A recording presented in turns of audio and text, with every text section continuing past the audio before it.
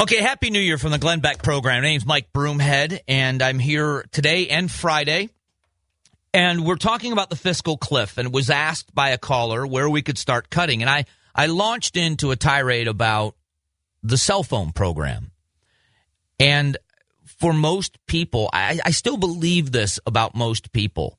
I still believe the vast majority of people want to feel as if they've earned their way, whatever their way is. Whatever they have, they want to feel as if they've earned it themselves.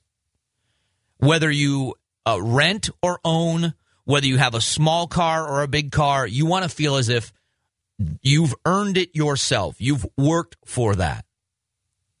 And I also believe that most people don't have envy of wealthy people.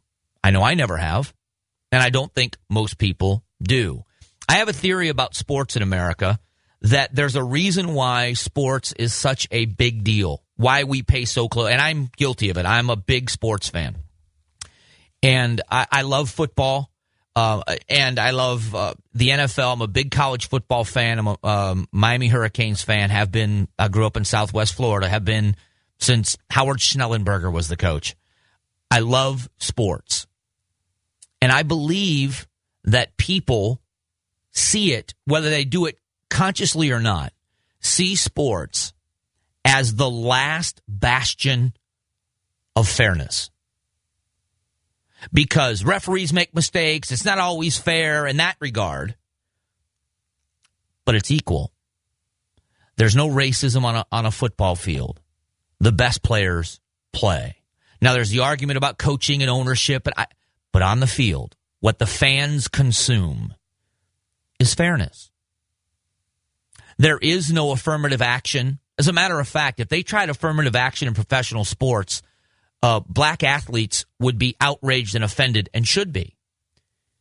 You know, in Arizona, we don't have much to cheer about this season, but Larry Fitzgerald is one of the greatest football players in the NFL, and definitely in the top 3 receivers in the NFL. Just not anybody throwing to him this year. But if somebody said to Larry Fitzgerald, Larry, you only need to learn 75 or 80% of the playbook because it's affirmative action, and so in order for you to be a starter on the team, you only need to know 75% of the playbook. It would be ludicrous.